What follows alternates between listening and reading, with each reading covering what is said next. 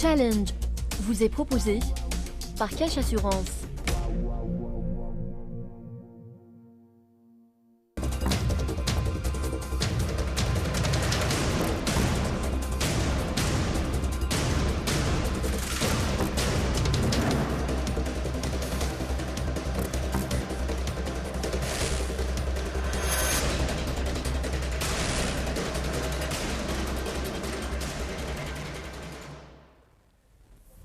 Mesdames, Messieurs, bonsoir et bienvenue sur Challenge. Ils sont managers, chefs d'entreprise et sont au plus haut de leur carrière. Pourtant, ils n'hésitent pas à retourner en classe pour se former, se recycler, avec une soif étonnante d'apprendre fort de leur expérience. Le point tout de suite sur cette nouvelle race de managers avec nos deux invités.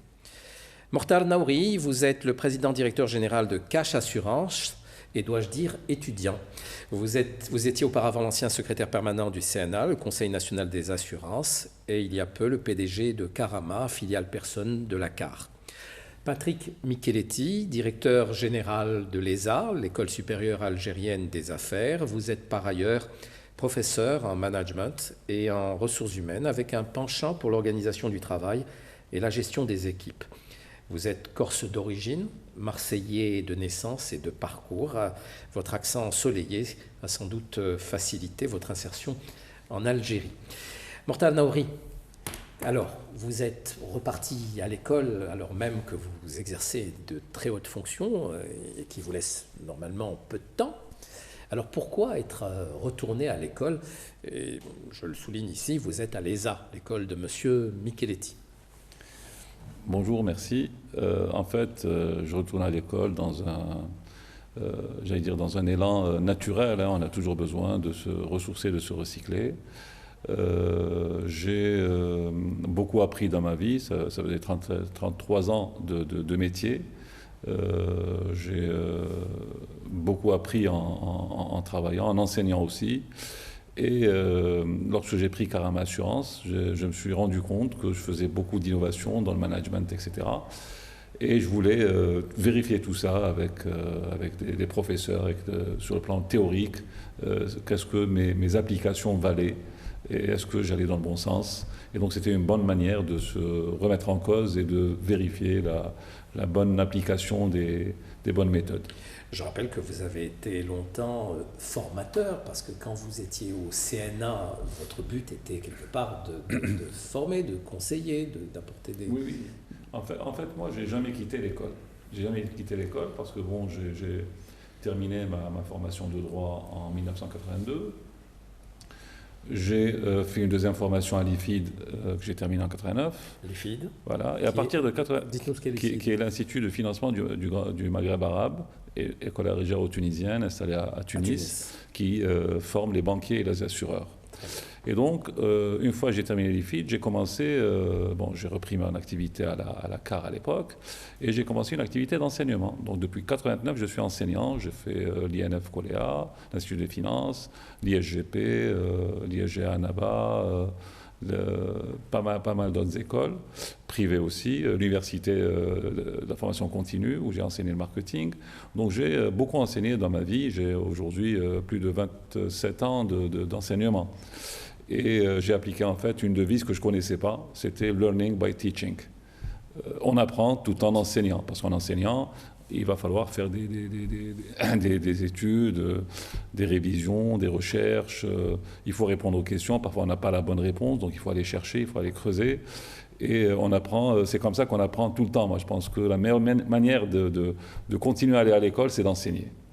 Après, en 2015, donc j'ai rejoint l'ESA pour une formation d'executive MBA. Je pensais que c'était le diplôme qui me manquait et je ne regrette pas de l'avoir fait. Pourquoi avoir choisi l'ESA ?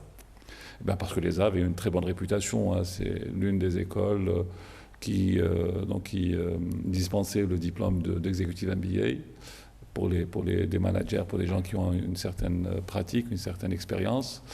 Et les échos que j'avais, c'était que c'était une bonne école. Après, le diplôme aussi est signé par ESCP Paris, École supérieure de commerce de Paris et HEC Paris, qui sont deux écoles de renommée, de bonne renommée. Voilà. Alors, Patrick Micheletti, vous recevez souvent des étudiants de ce type ? Très fréquemment, oui, très fréquemment. On en voit de plus en plus d'ailleurs sur différents programmes, que ce soit du MBA, que ce soit de l'exécutif MBA au niveau de M. Naouri, ou sur des masters spécialisés dans des domaines très précis, comme par exemple la gestion des télécoms, le marketing digital, le e-commerce, la banque, la finance, et on en a d'autres.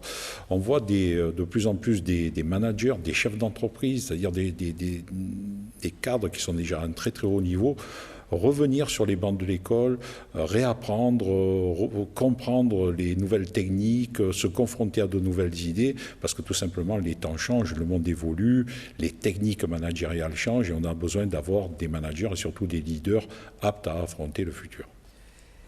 Que pensez-vous justement de notre niveau managérial, enfin de votre vue qui est récente, hein, évidemment. Comment vous jugez un petit peu notre système managérial en Algérie, voilà, surtout au niveau des grandes entreprises? Alors moi, je le trouve sensiblement identique à pratiquement ce qui se fait presque dans le monde entier. Je vois les cours que nous dispensons à l'ESA, voire même lorsque c'est moi qui dispense un cours, je retrouve à peu près les mêmes problématiques de management que l'on a en Europe, que l'on a aux États-Unis, que l'on a en Asie, que l'on a en Afrique. Donc on a des managers qui se retrouvent confrontés aux mêmes questions, aux mêmes problèmes et qui ont besoin de surmonter cela pour faire face à un marché qui est de plus en plus concurrentiel, un marché qui est de plus en plus complexe et avec des équipes qui peuvent parfois être difficiles à motiver. Mais je ne vois pas vraiment de grandes différences entre ce qui se passe ailleurs et ici en Algérie.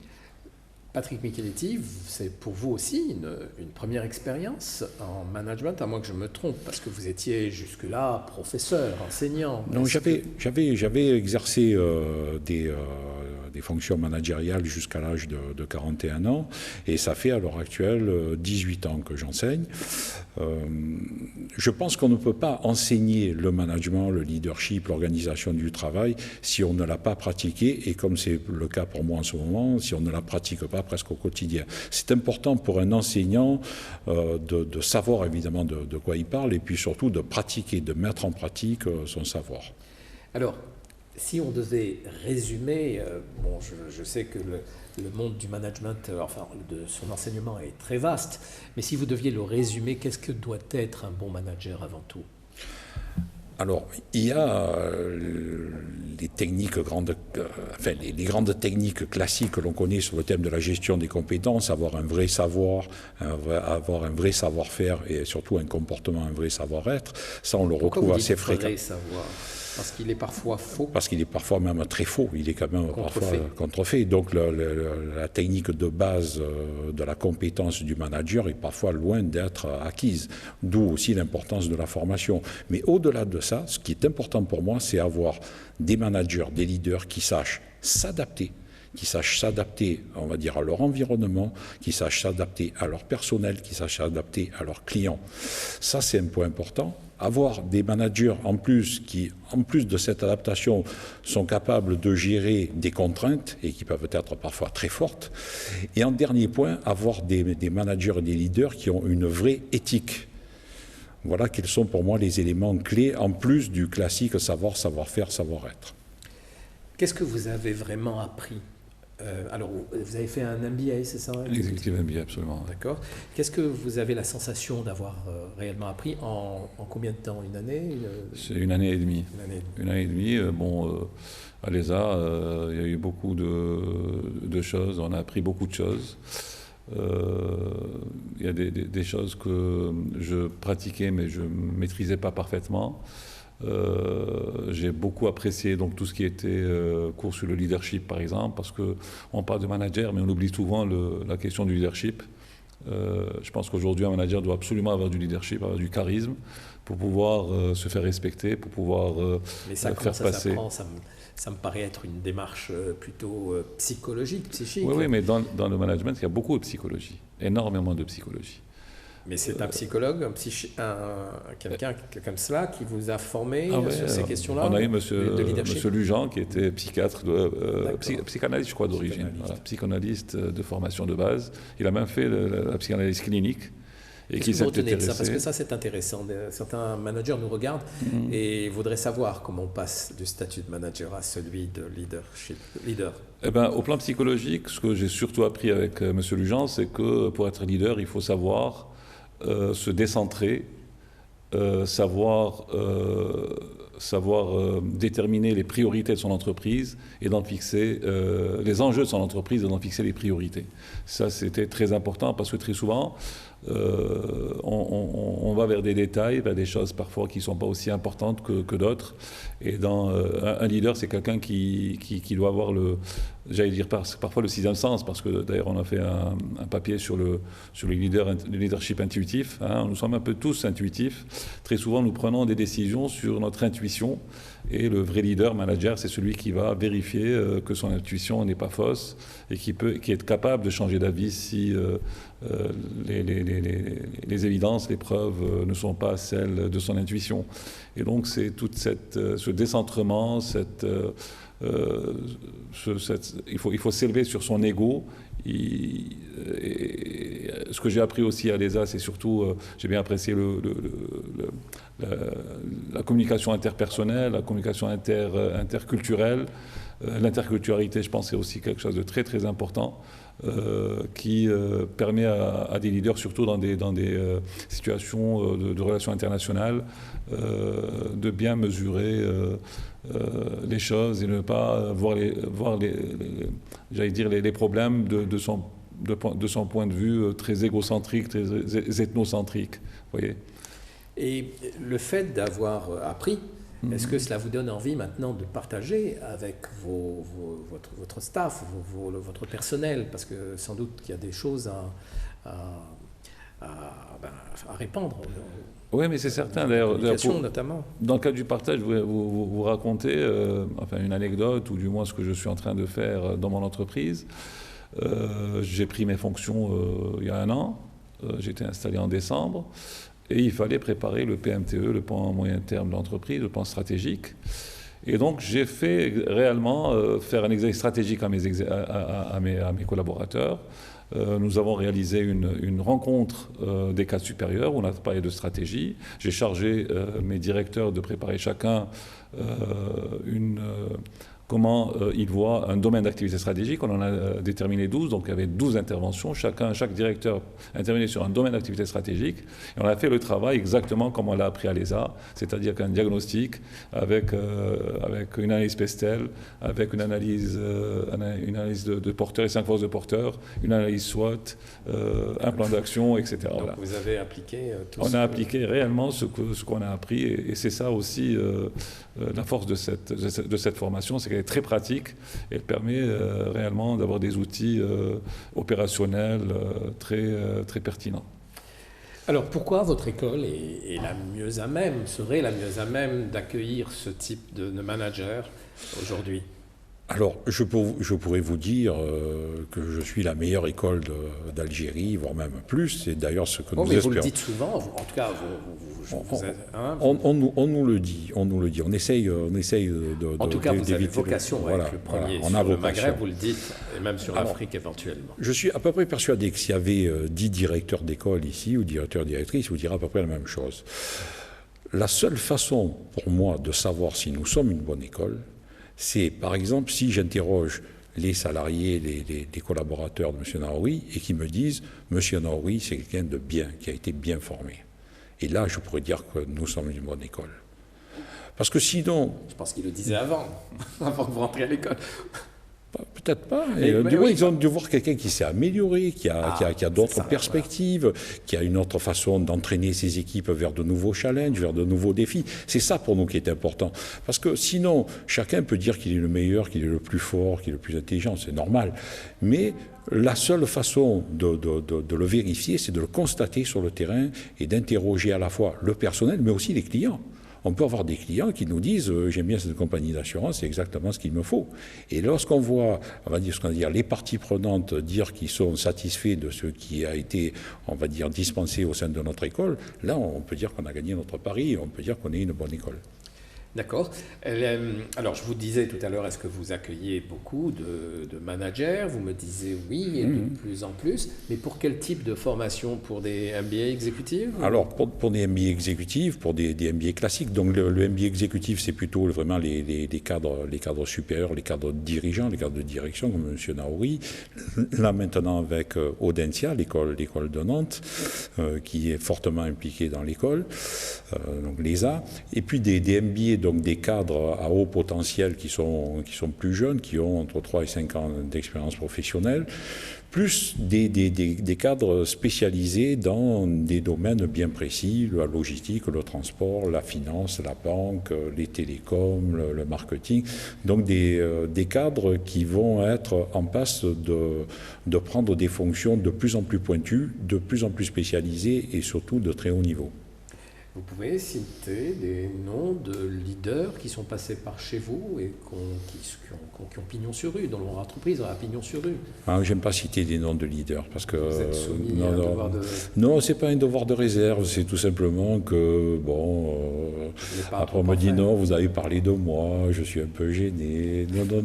Non, on a pas mal de leaders. Les grands chefs d'entreprise algériens à l'heure actuelle passent par chez nous et nous en sommes très fiers.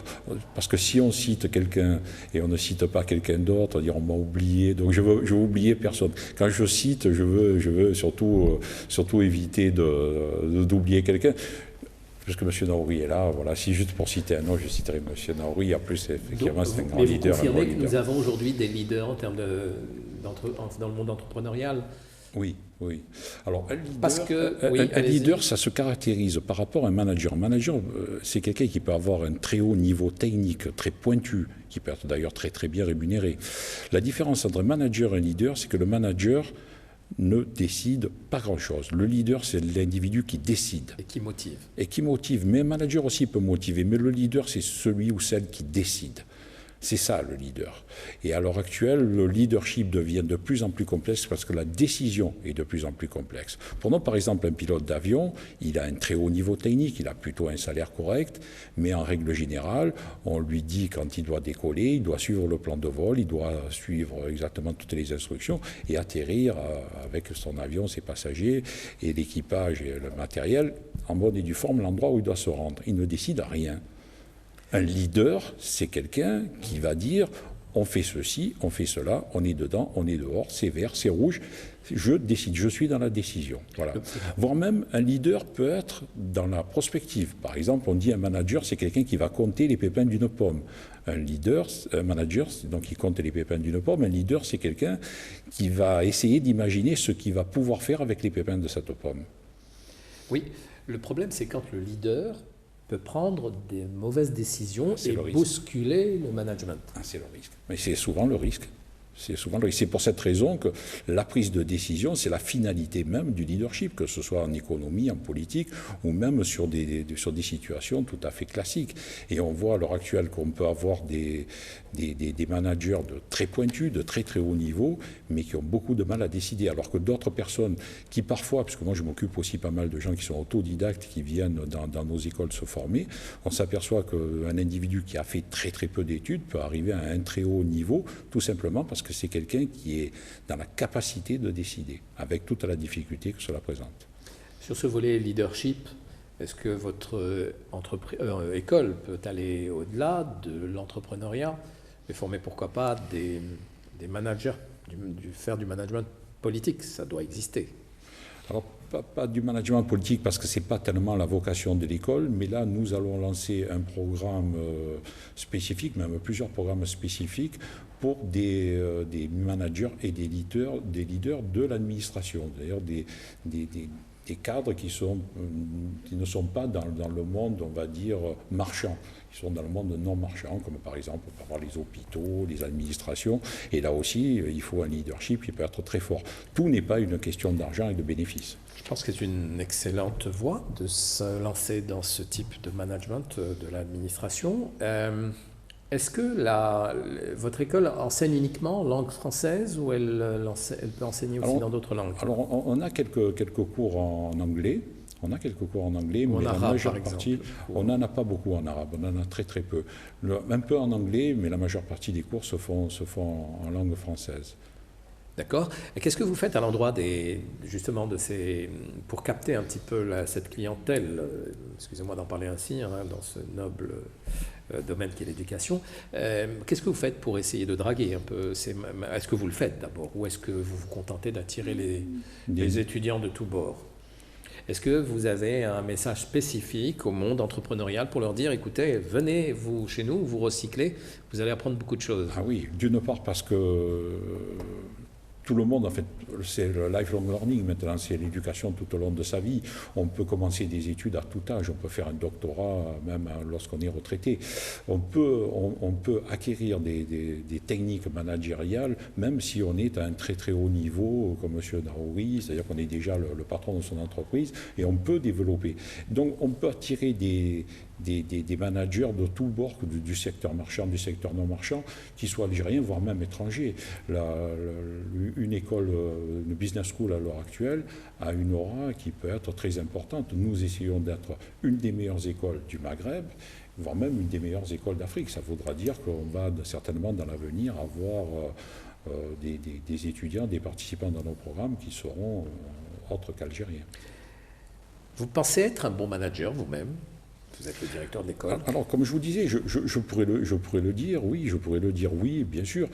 Mais la seule façon pour moi de le vérifier, de même que lorsque je fais dans l'enseignement, la seule façon pour moi de le vérifier, c'est d'avoir, comme M. Naouri, en face de moi, ceux qui sont passés chez moi en disant, oui, parce que, ou interroger mes collaborateurs, ou vos ceux étudiants. Qui viennent, ou mes étudiants, en leur demandant ce qu'ils pensent de moi. Mais je pourrais dire effectivement que je suis un bon manager, sachant que la transition est toute faite. Perfection. Qu'est-ce que vous pensez de M. Micheletti? Oui, mais c'est quelqu'un qui apporte beaucoup à l'ESA. C'est une école qui, à un moment, a connu quelques petites difficultés. Et je peux témoigner que depuis qu'il est là, ça reprend. Il a mis en place une nouvelle stratégie. Il a ouvert la formation de graduation qui n'existait pas auparavant. Donc, on sent, en tout cas, moi, ce que j'apprécie chez les hommes, chez les chefs d'entreprise, c'est surtout, comme disait M. Micheletti, c'est cette prise de décision. Parce que la pire des solutions, c'est de ne pas décider. Même si ce n'est pas une bonne décision, et on pourra le vérifier qu'après coup, il faut prendre la décision. M. Naouri, voilà. Décider, oui, c'est bien, mais quelquefois, vous ne décidez pas seul. Et vous ne pouvez pas parce qu'il y a un environnement. Alors, comment justement essayer de... Et justement, une question voilà, qui arrive souvent, hein, c'est ce qu'on appelle en droit la théorie des baïonnettes. C'est-à-dire que quand la décision au-dessus de vous est mauvaise et que vous êtes foncièrement convaincu en tant que manager que ce n'est pas ça qu'il faut faire, alors comment réagir par rapport à ça?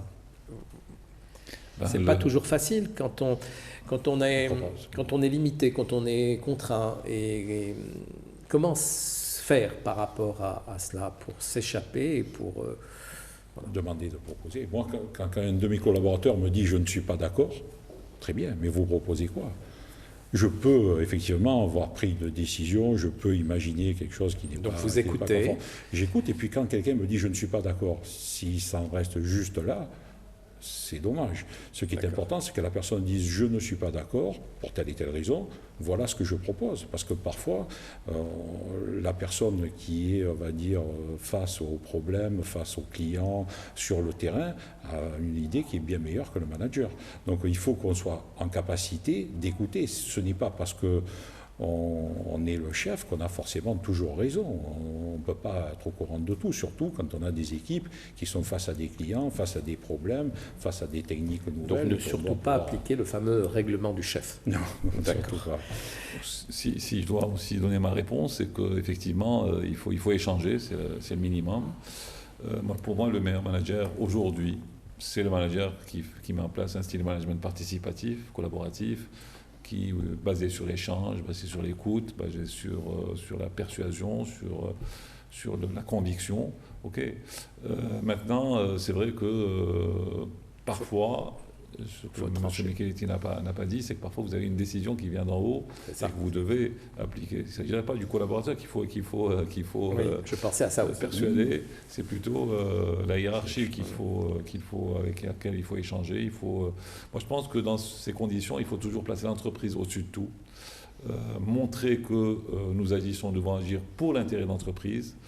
Et si on doit appliquer la décision, c'est certain que l'esprit, j'allais dire, de discipline nous impose d'appliquer la décision parce qu'elle a été prise.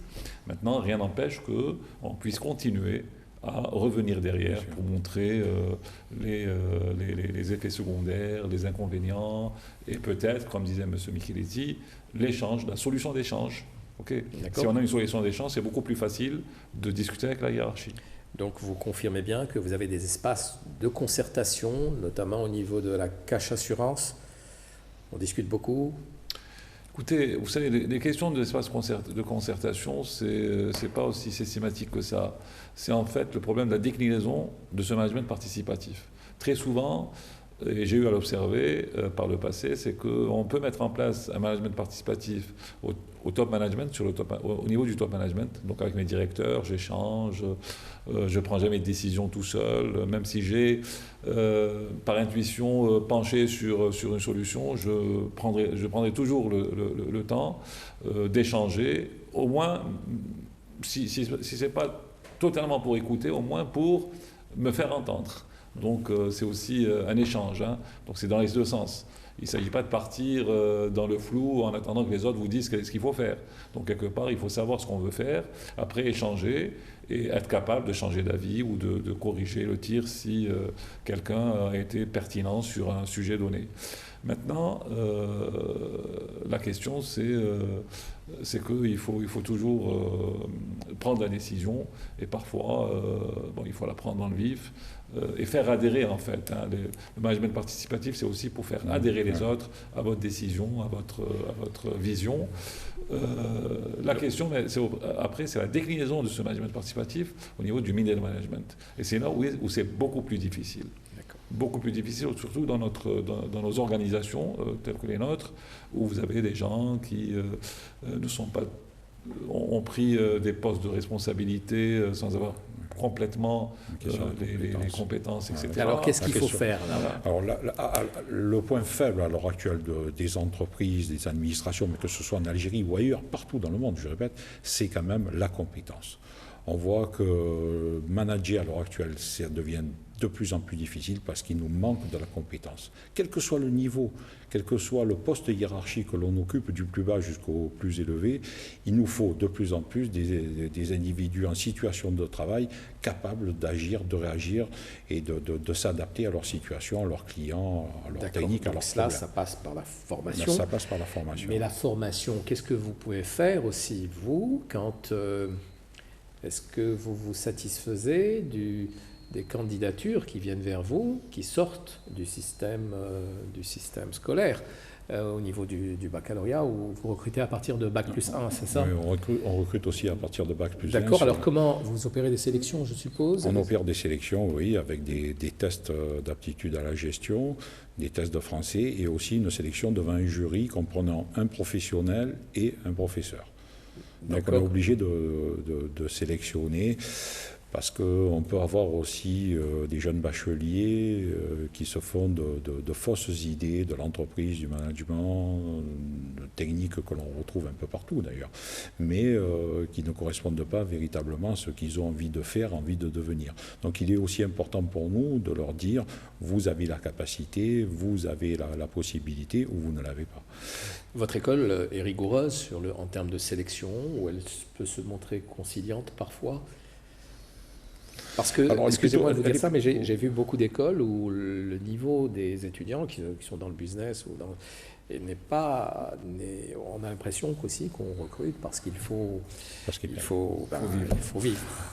À l'heure actuelle, ou plus, gagner. À l'heure actuelle, on est plutôt dans un train de rigueur.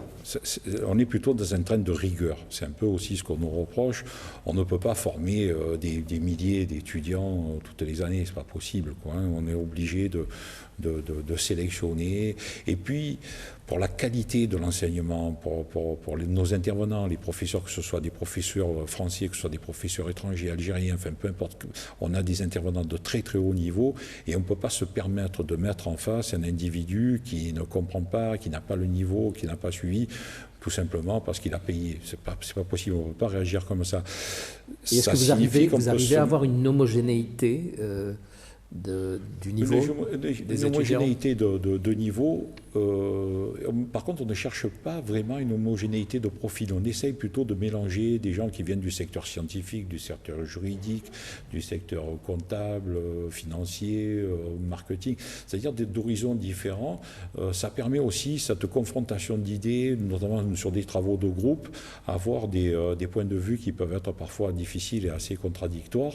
Et c'est cette émulation, on va dire, qui crée un résultat positif. Mais on est plutôt sur un trend de rigueur. Moi, je rencontre assez pas mal d'étudiants le soir, puisque j'habite dans l'école, donc très souvent le soir, je vais les voir, et je vois qu'ils travaillent. Pourquoi? Parce qu'ils habitent aussi l'école? Ils n'habitent pas dans l'école, mais l'école est ouverte 7 jours sur 7. Quasiment donc 18 heures par jour, donc ils restent volontiers parce qu'ils ont du travail. Et aussi, ça leur permet de faire des travaux de groupe et de voir comment aborder un sujet d'entreprise avec chacun sa vision. Donc on est plutôt sur un système de rigueur. Je n'ai pas l'impression que les étudiants qui viennent chez nous et à l'entrée et ensuite soient, on va dire, dans un système assez soft. Au contraire, c'est quand même assez dur, assez lourd. Peut-être M. Naouri peut nous en dire 2 mots là-dessus, mais ce n'est pas facile pour eux. Votre MBA exécutive, c'est une question un peu indiscrète, mais elle est financée par la CACH ou elle est financée par vous-même? Par l'entreprise. Par l'entreprise. Est-ce que vous avez un pourcentage du chiffre d'affaires qui, je pense, qui doit être dédié de votre budget qui doit être dédié à la formation? Oui. Est-ce que vous comptez encourager d'autres maintenant que vous-même pour se lancer dans ce type de formation autour de vous?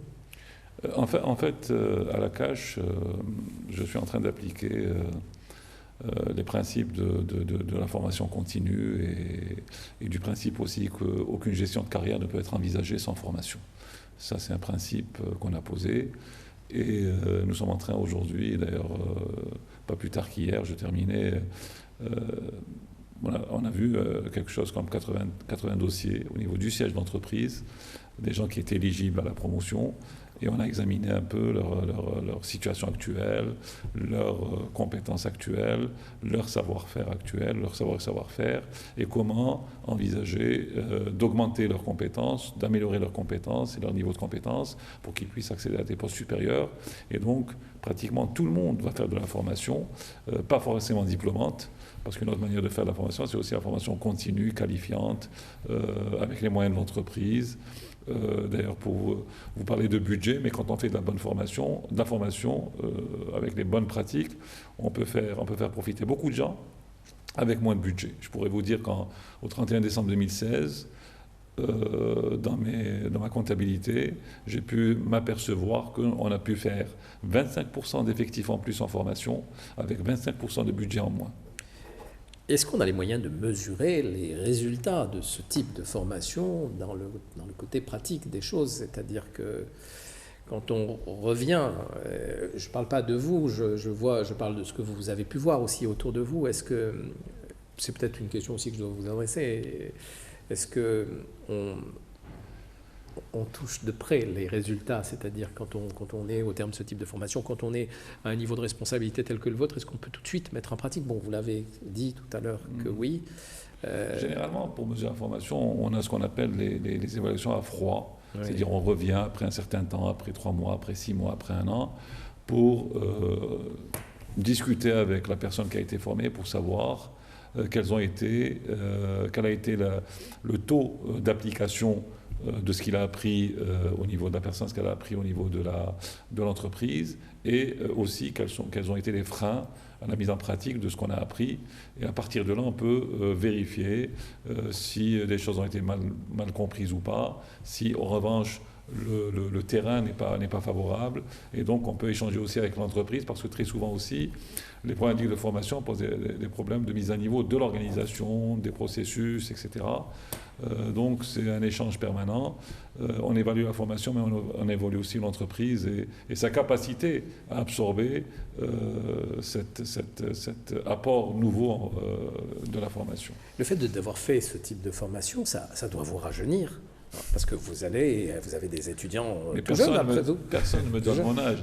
Non, bien sûr, je ne veux pas vous vieillir, mais je veux dire que ça doit faire du bien. Beaucoup de bien. Je me suis beaucoup éclaté dans cette formation et je pense que peut-être que le plus important à tirer de cette formation, c'est cet échange, ces travaux en groupe, parce qu'on faisait... Chaque cours, on a eu 23 ou 24 cours, chaque cours a été suivi par des travaux en groupe. Et donc on était 3 à 4, parfois 5 à travailler sur un sujet. La formation, c'est beaucoup de sacrifices, parce qu'on la faisait les jeudis, vendredis et samedis, parfois une fois sur 2, parfois une fois sur 3. Et quand on n'était pas à l'école, il fallait se regrouper quelque part pour faire le travail de groupe. Donc pendant 18 mois, 0 congé, zéro. Je suppose que vous avez rencontré des personnes saugrenues, venues vous dire que mais pourquoi tu fais ce type de formation, tu perds ton temps, non? Non, il y a beaucoup de gens qui m'ont dit par contre, je suis convaincu que vous allez vous arrêter. Parce que moi-même, j'ai commencé cette formation et je n'ai pas pu le terminer. Et moi, je pourrais dire aussi que j'ai le mérite d'avoir continué ma formation en dépit du fait que j'ai changé d'entreprise. Alors imaginez-vous, en pleine formation, c'était au mois de décembre, donc j'avais commencé donc, au mois de mars, donc 8-9 mois après, il fallait s'arrêter, aller dans une entreprise et tout reprendre à zéro. Connaître l'entreprise, aller rediscuter sa stratégie, alors qu'avant j'avais fait ma stratégie, il fallait juste la décliner, la mettre en place. Maintenant il fallait rediscuter la stratégie, réfléchir à une stratégie, connaître l'environnement, retrouver ses marques, faire les bons choix en matière d'hommes, en matière de clientèle, en matière de réseau, en matière dans tous les domaines de la vie de l'entreprise.